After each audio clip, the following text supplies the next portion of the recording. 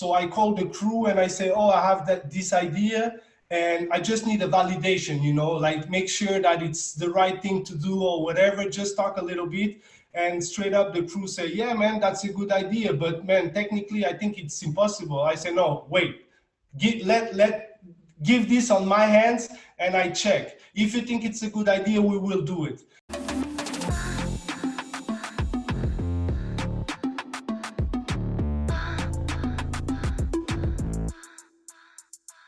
Thanks for watching, everybody, for another episode of ProDance Talks. My name is Paul. I'm the general owner of ProDanceTV, and I've been active in the breaking community for about 20 years. And due to the recent happenings, I started ProDance Talks. We've had some great guests so far already. And today it's my honor to talk with the man with the plan, Artur from Switzerland. Deep tip crew and also organizer of Groove Session, involved into many projects that I'm definitely curious to find out more about. And for some, you might even know him from the early 2000 Battle of the Years, where he battled with Deep Trip crew. Artur, welcome to ProDance Talks. What's up? Thank you, man. Thank you for having me. Always a pleasure. I mean, we've met a couple of times around the globe, and it's always inspiring to hear your vision and your talk. You're currently situated in Switzerland. How's the situation over there? Yeah, I mean, it's not that bad as maybe Italy or Spain. It's getting better. And yeah, Monday, the kids will start again the school. Some of them, like the youngest. And yeah, man, I mean, we cannot complain. Our situation is okay. I mean, it's really okay. Was it super strict from the beginning on? You felt like the government made the right regulations straight, or? What I can say is that the situation here never get like crazy. So I believe they made the right decision. But for example, here we never was really locked down. Yeah, we should stay at home. The shops was closed, no school, everything. But we could go out. Like we have to make the distance and everything. But it was not like in France, for example, where you have to have a paper to get out or whatever. It was pretty okay here.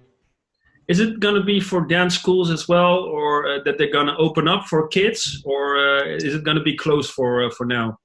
Man, they are not so clear about this, but we decide on our dance school not to open. We will wait until June to see what's up, to see how the school does, because we don't know really how it's going to work. Some of the parts of Switzerland will open only for half of the class, you know, some others open straight up. So we wait now for 2 weeks to see what's up, and then we will take our decision. But for us, you know, we found solutions, so we're going to keep like this, let's say 2 or 3 more weeks. And any events in Switzerland, it's gonna take a while, right, before events to come back? Yeah, they cancel all the festivals, you know, like summer festivals. They all cancel, and they say until August, no events, like big events, 1,000 people or like this, you know. So yeah, it's the period we are here in right now. So I don't know the situation. It's like this now in Switzerland, that yeah, no festivals happening, no events, but we have to find solutions.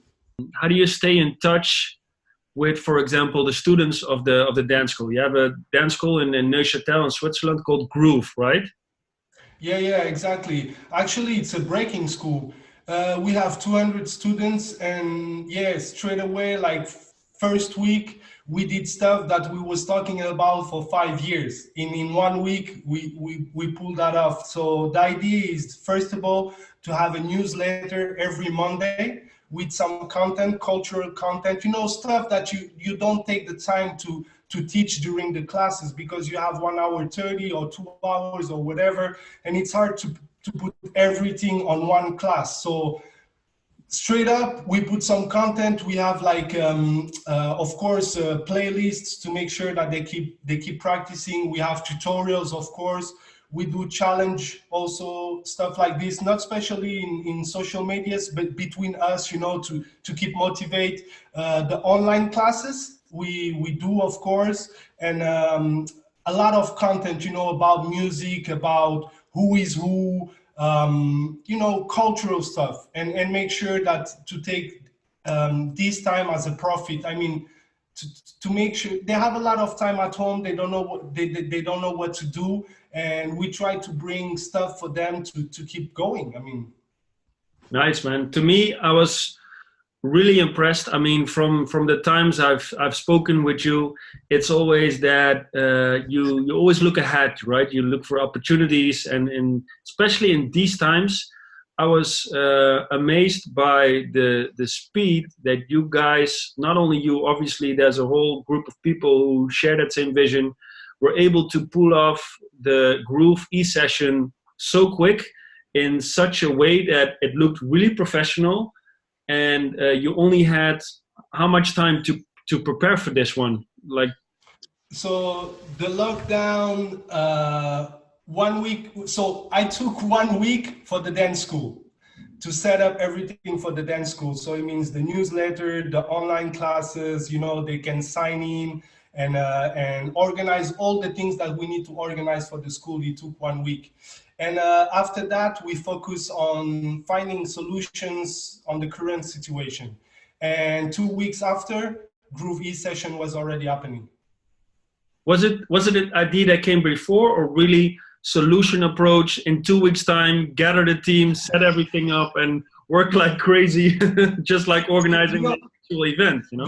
The hardest stuff is to find an idea. That takes time. And on this situation, we didn't like the idea came straight away. So I get the idea. I straight away call the technical guys. Is the guys like Switch Production that does the live stream for Groove Session. They've been doing this for us, and I called them just with the idea and saying, hey, what's up? I have this idea. What you doing right now? They say, yeah, of course, we have nothing to do right now. We are in the office. So yeah, it sounds good. Let me check what I can pull off, and I call you back. And the next day, he sent me a picture with the setup already. So, you know, these guys are really crazy. They love what they are doing. And as we do, we take profit of these crazy times. I don't know how, I don't know why, but it came naturally.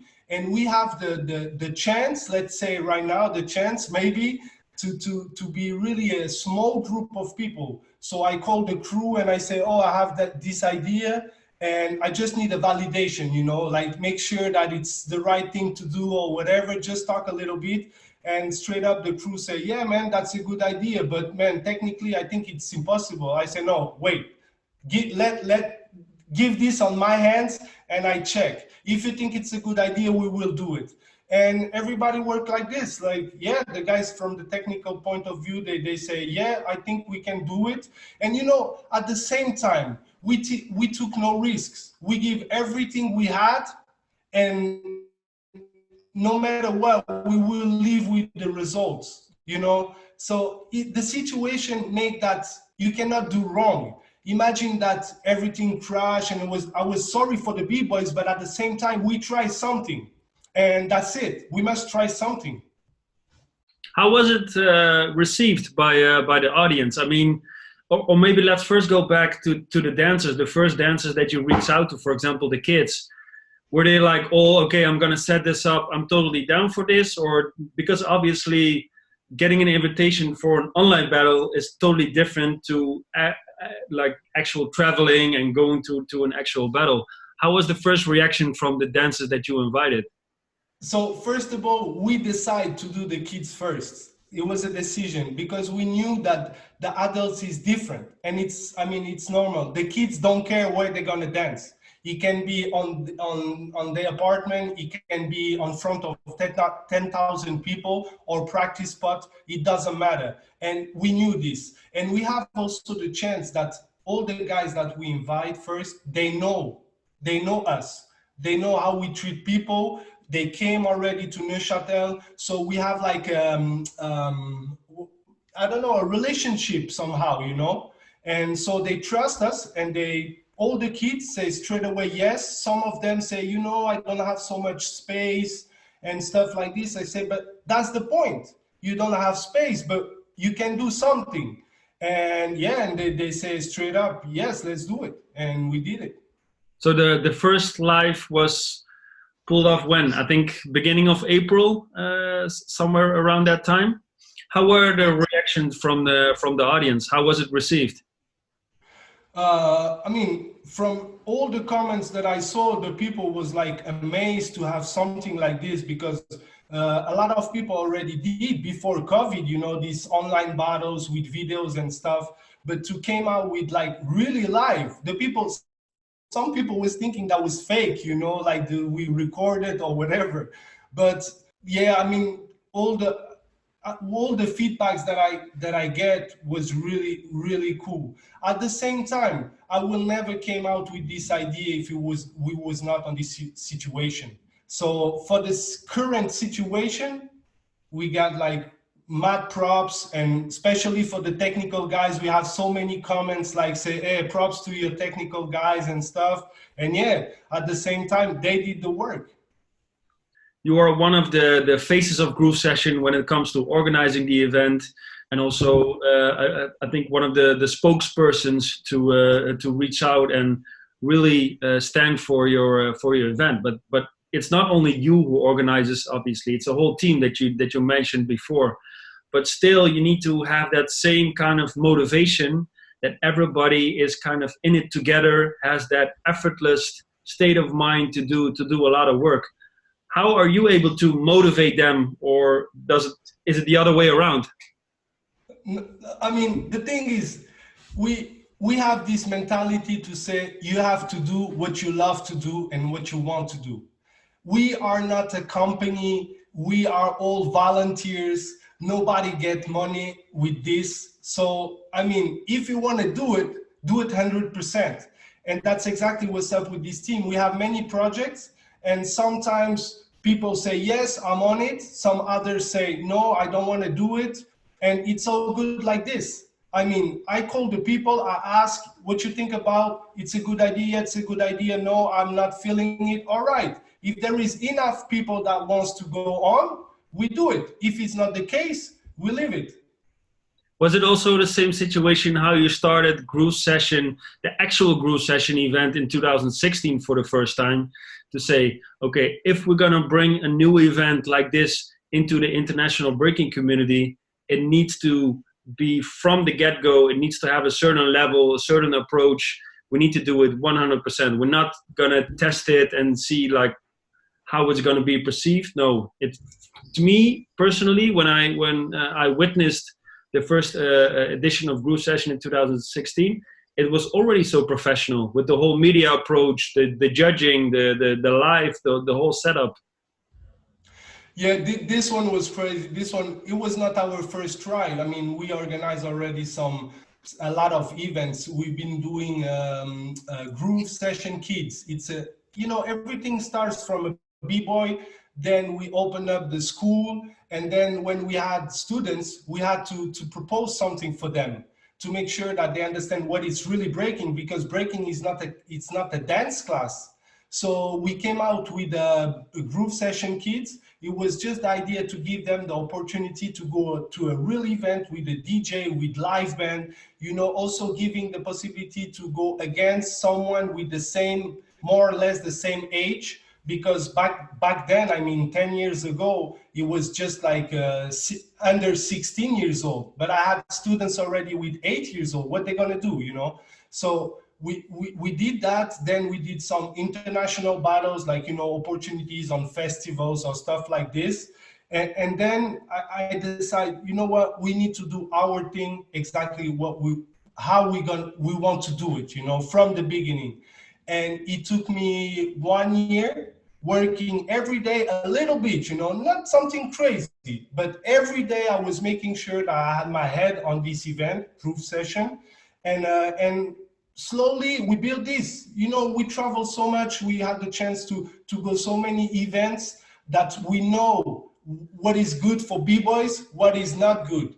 And at the end, I want to highlight the work that these b-boys are doing. It can be on day place, on practice spots. Some people it's outside, like we start outside, you know, but I want to make them shine because they deserve it. They work like crazy and they are not waiting for anything, you know. Nobody comes for cash or for fame or for whatever. They do it because they love. So our main focus when we start Groove Session was to highlight these b-boys. And how we can highlight, of course, it's with the setup. You know, when you give not a stage, because we're doing on the cypher, but a proper cypher with good lighting, with the intro show, you know, with I don't know, to everybody can see the battle and enjoy the show. They will give more values to the dancers instead to going to a gym, you know. And that's why we put so much effort into the production side of the event.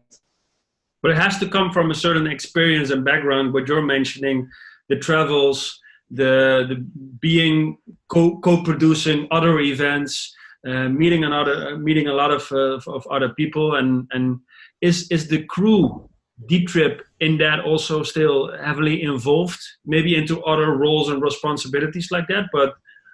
Or is that a different approach? Are different guys more from the local city are involved?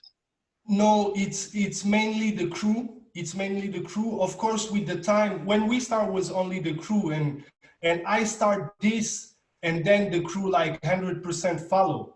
Because this is an idea, you have to believe it. I mean, we start from nothing. We didn't know how to get sponsors. We didn't know how to get fundament for the event or whatever, anything production side, or we had to learn everything by ourselves, exactly how we did breaking. So we don't do anything else that just keep going with this b-boy mindset to the event or whatever I do on my life. You know, I never had a regular job, you know, so it's just breaking mentality and of course my background with my family and stuff. But I don't know, man, like if you want like Deep Trip, it's many people that if they want to do something, they do it. It's the same when we was doing shows back in 2000s for Battle of the Years and stuff. People don't show up. People show up with crazy ideas. Like it was always like this, coming in and out and give everything you have, and then you don't see people for 2-3 days, and then back again to practice, and then arguments and stuff like this. I mean, we are a family at the end. Nice, man. That's really nice to know. I think the Groove Session event would have gone into its, I think, 5th edition, so even an anniversary edition in this year, 2020. Yes. What do you think are some of the key factors for the success of the event? Because from what I see, not only the level of production, not only the level of media, the quality of the dancers, the choice of the judges, the DJ, everything is thought off from, and it's being reflected also by how many people already know about Groove Session, and it's really traveling around the world. I mean, even on the Prodance channels, we have millions and millions of views only alone on the Prodance YouTube. I'm not talking about all the other community pages like Stands or other pages who are cross-posting and sharing it. It's a crazy amount of people that already reached Groove Session. So there must be a reason behind it, what some of the key factors are for the success of the event. What do you think it is? Man, seriously, I have no idea. The only thing that I know is that we love what we do and we do it 100%. And we are not waiting nothing in return. You know, at the end, what we want is just to feel the passion of the b-boys, you know, and we try every time, and that's the vision of Groove Session, is to bring always something new. Try to create some stuff, you know. I'm not saying that we create something, but we try at least, you know, always on this b-boy mindset, you know, always to bring something new. You go to a new jam, you want to bring some new moves, and that's exactly what we do with the event. You know, regarding, for example, we decide not to make the judge dance anymore, but really to highlight their work by showing a video and stuff like this. This is small stuff, but I believe this is make the difference. Also regarding to the lineup, you know, we talk so much about the lineup. For us, it's really important, you know. We have the chance that to give the word to the kids, you know, like we have the responsibility to give them some, I don't know, man. We have our heads so much into it that it's hard for me to explain. But we are true to ourselves. We're not lying. We don't do this for cash or whatever. We do this because we love to do it. And at the end, that the people follow so much, for us, I mean, it's amazing. If I go back just to the concept of group session, you know, this idea to put one kid with one adult, after a random selection, you know, it's not about winning. It's about being together and sharing. These guys don't speak the same language. They don't understand each other, but at the end, they understand perfectly each other. And when we came out with this concept, we was thinking, you know, the kids will be so amazed to be with one of their idol and stuff like this. But after the first edition, we realized that the adults are so happy to share with these kids, you know. And when we had this feedback, stuff like this, for us, we say, okay, we have the good thing. You know, we always looking for new concepts, and it's hard to find new concepts and also to do it. And we came up with this idea. So regarding to your question, how is possible that the people follow so much? And we have, I think, 72 million views in 4 editions, you know, for an event here in Neuchâtel City, Switzerland. It's just amazing.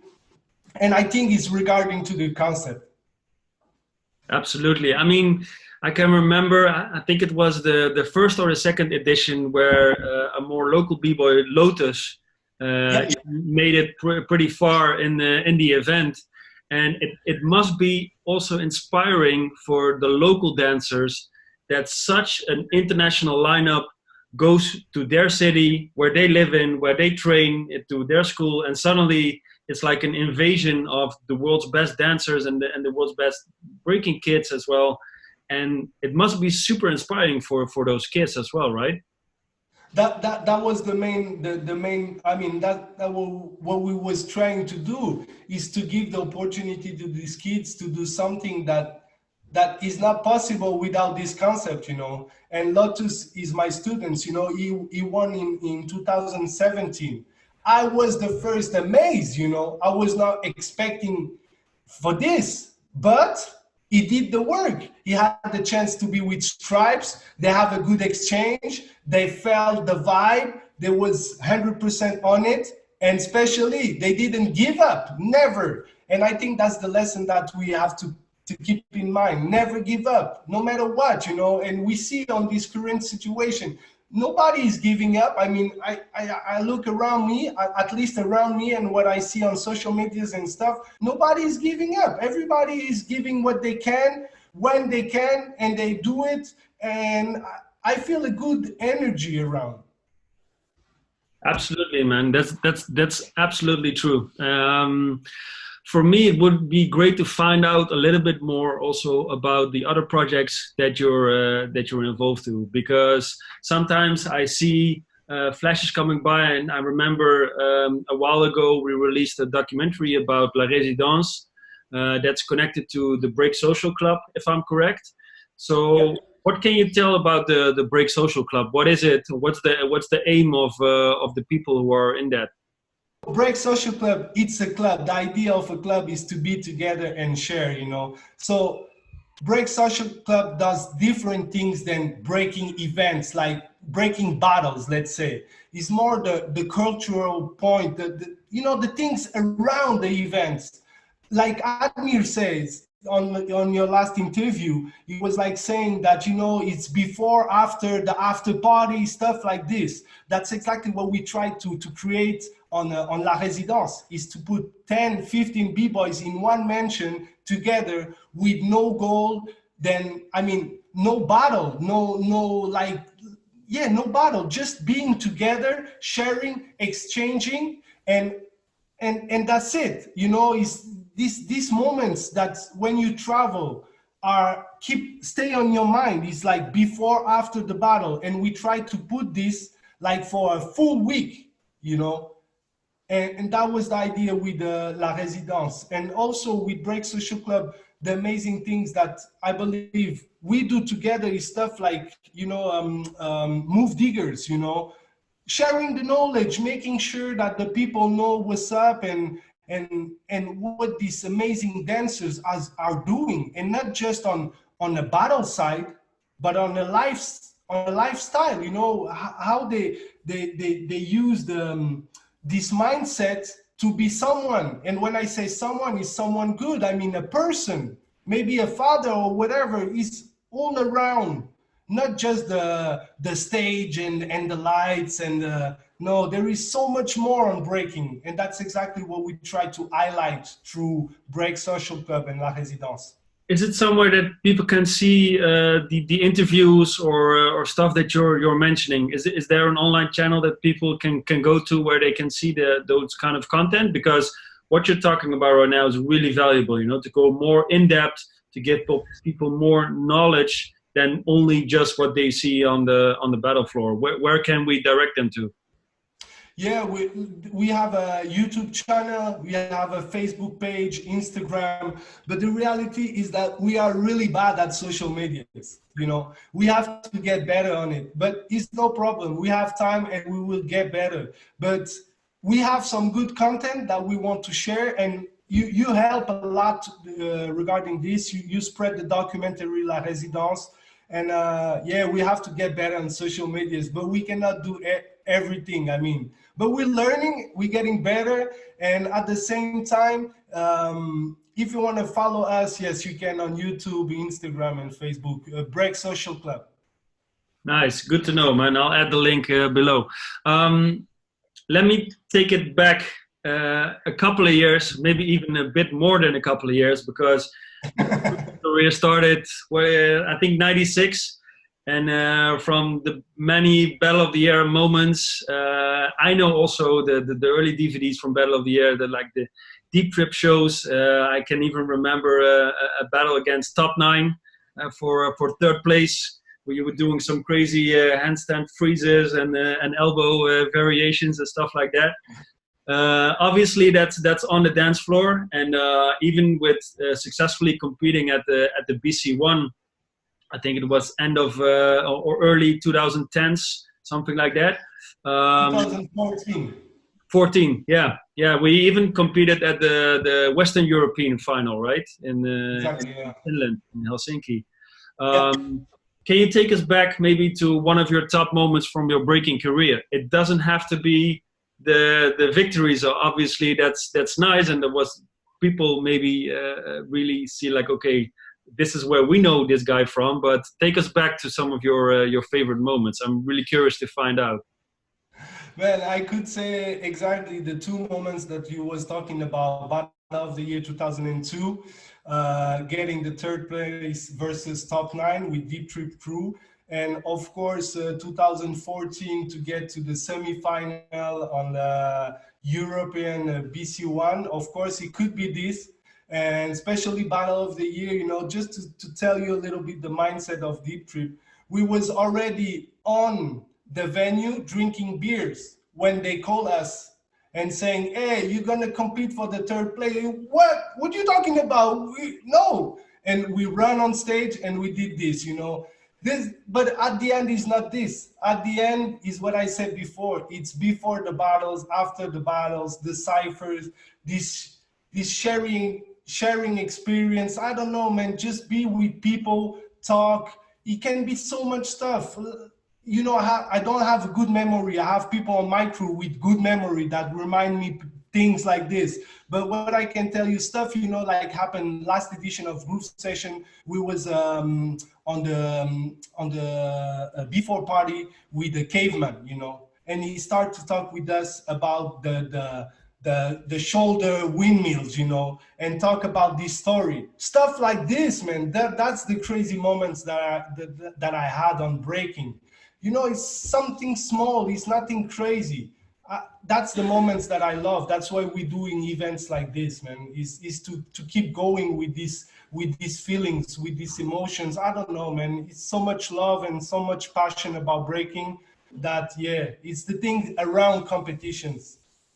Nice. I can totally imagine that.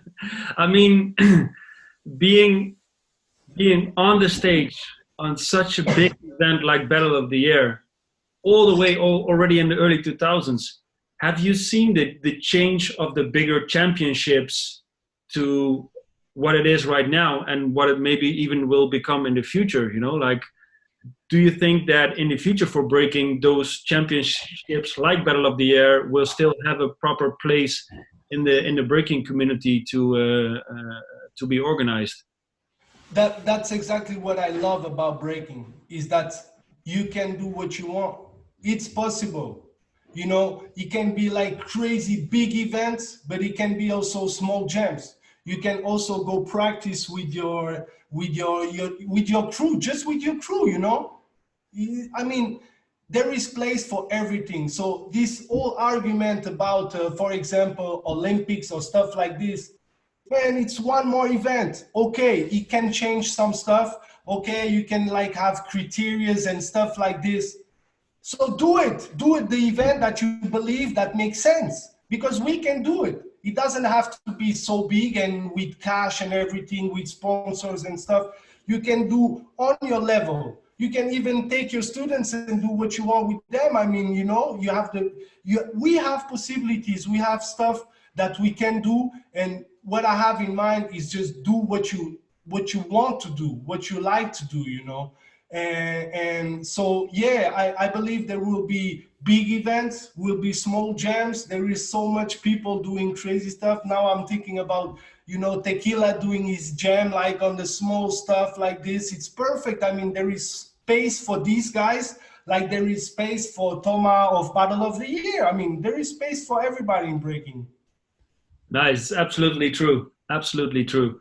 Obviously, in the breaking community, I think one of the unwritten rules that you have when you're getting involved into breaking and you're involved into it for a longer period of time, it's always about respecting the generation that laid out a path before you, right?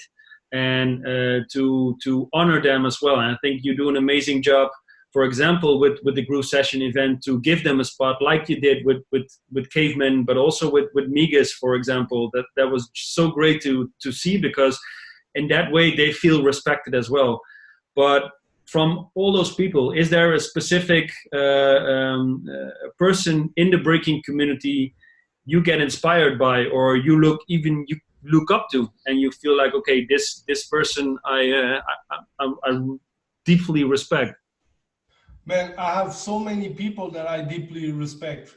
Everyone that I had the chance to meet and talk about, can be from the pioneers to my students. I learn every day with these people.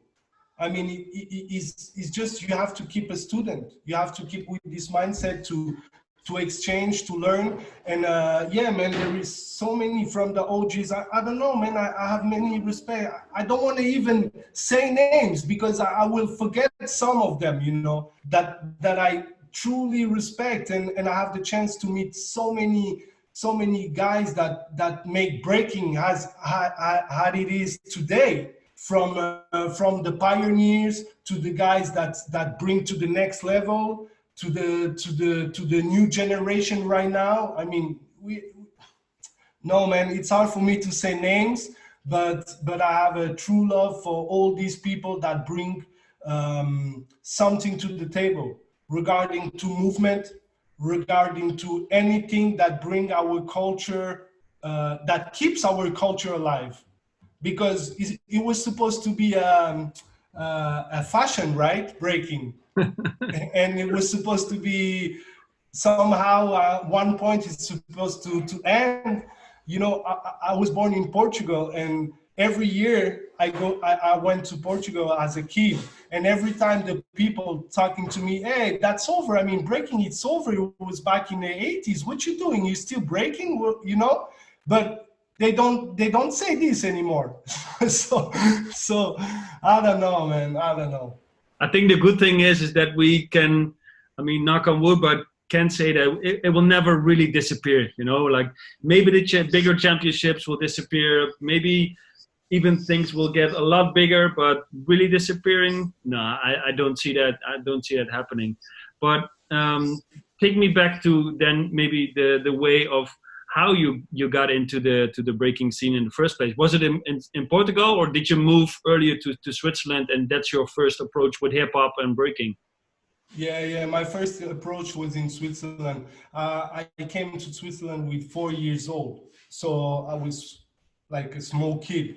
And yeah, man, I had the chance that my best friend, his big brother was Deva. Deva was this guy from Switzerland that rocked the world from on one point, and we was always on his place, and there was the older guys, and there was always practicing and stuff, and we was watching through the door, you know, and it was naturally, I was there was training, so I was really bad at it, but I really don't give a shit, and you know, I had fun doing it, and you know, I had the chance that it was hard for me, and I couldn't do what they was doing, so I had to adapt, you know, and that's what made me what I am today. Still, you know, I cannot like do I don't know, like be structured as crazy, but I find other solutions to organize events or whatever. You know, the thing is to adapt, and I think that's breaking. What learned to me is exactly this: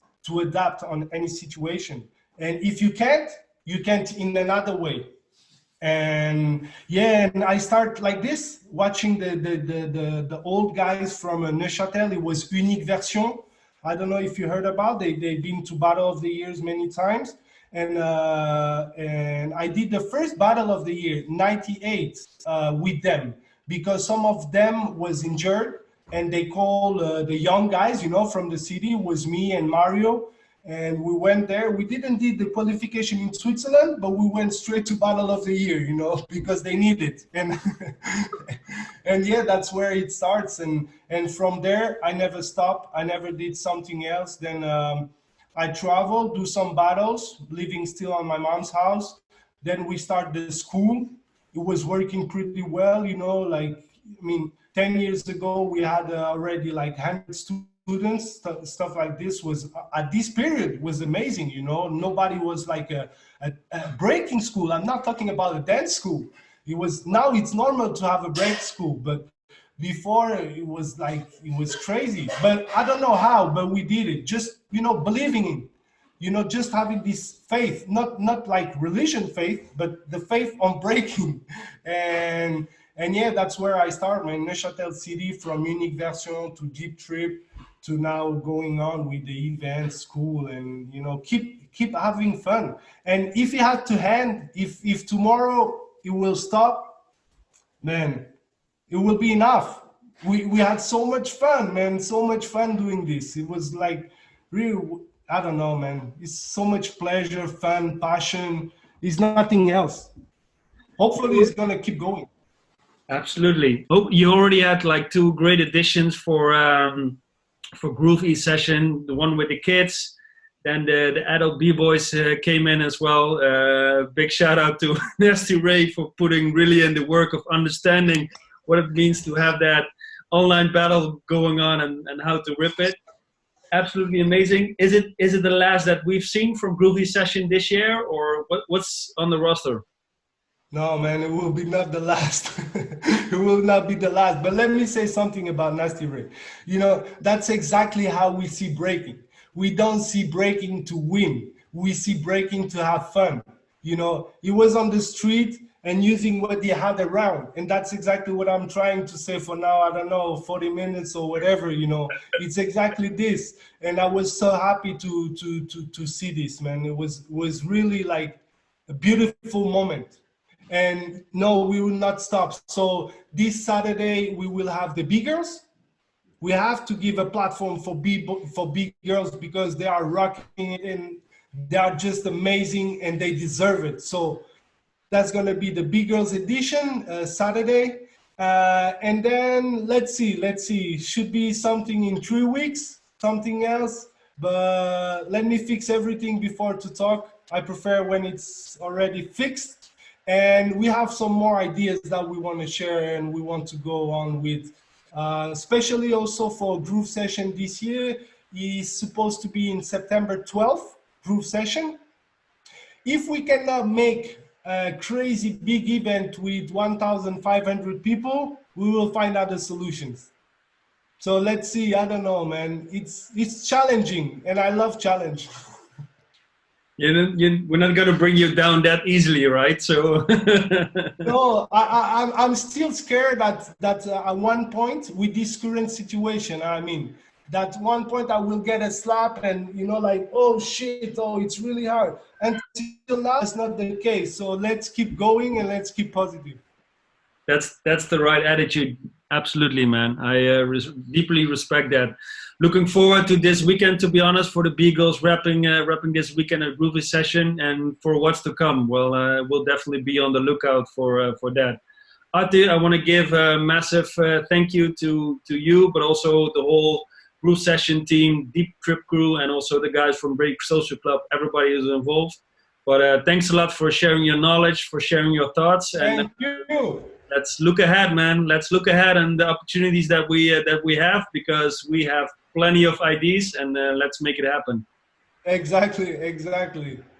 Hey, thank you, Paul. Always supporting from day one regarding to Groove Session, and for me, I'm really thankful for this. Sometimes it's all about trust, and I have your trust, so I'm grateful. Thank you. Perfect, man. Cool. We'll speak each other soon in better times. Cheers. Take care. Cheers. Bye. Peace.